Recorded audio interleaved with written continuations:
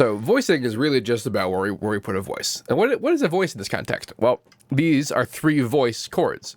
And so the whole voice for the whole progression is this. If you imagine if you had a person singing these parts, you require 3 people, and then they would all have one line, and then these would be the one lines that these individual people had for what they're doing. So with this in mind, we can think about voicing as sort of like spreading around the voices and that kind of thing. So like these chords, for example, are pretty okay the way they are now, but there's this idea of inversions for chords. So these are the major triads, the E major going on here. And then this would be a first inversion, where we take the bottom note, put it on top. And then there's a second inversion by taking the bottom note and put it on top. And if we did it again, there's not a third inversion because it's just the first chord again. There would be a third inversion if it were a 4-voice chord, if we were doing a 7 chord, for example. And a 7 chord is what we're doing right now, only now we add in a 7.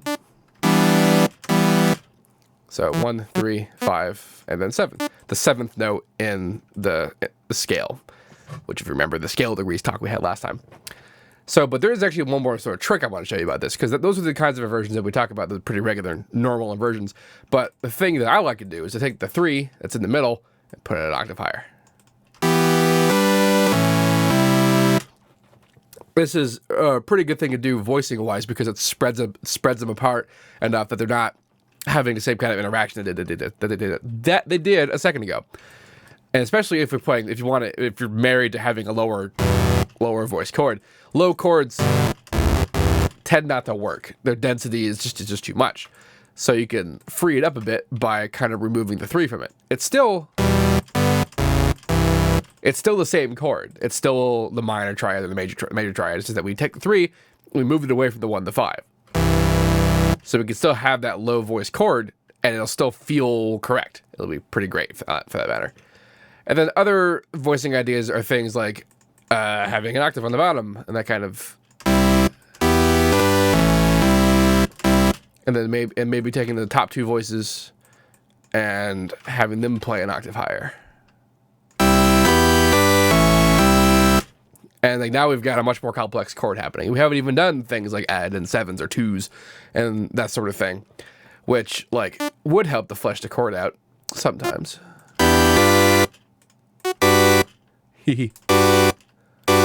Perhaps watch how high you're going with this. We are doing this with just a naked saw wave right now, which is pretty impressive considering that like typically this would be a very layered thing to do, all those layering stuff that we actually talked about in other tech tips if you want to see those too.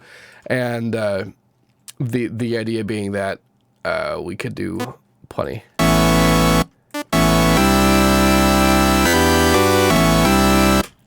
Just put in extra things in there. Sort of a good rule of thumb is that the higher you go register-wise, the more density you can kind of fit with notes. So like, that's a pretty high note, and this is an E chord. I could really ram it in there, and it would work. But like if I did that down here, it's just a fart. It doesn't work. So sort of less dense voicing in the bottom and more dense voicing on top if you want to have dense voicing. And then keeping track of your voicing as well about like what, individual is doing what in terms of like in your imaginary chorale that you have going on here. It's a helpful way to consider chord voicing. Other than that, you're just kind of putting stuff down until it sounds good. And, hopefully keeping yourself in the key. Although sometimes it can be fun not to be in the key. There's definitely some changes and some stacks and some things that do sound good. Dead Mouse does a lot of really nice progressions that aren't really native to the key he started in. That kind of thing. Anyway, that's chord voicing. I'm Seamless, and this is a tech tip for Sonic Academy. Sonic Academy. I could speak. I could say words. I promise. I promise you I can do that. And I hope you have learned things about chords. Happy chording, and have fun voicing. Ha ha ha.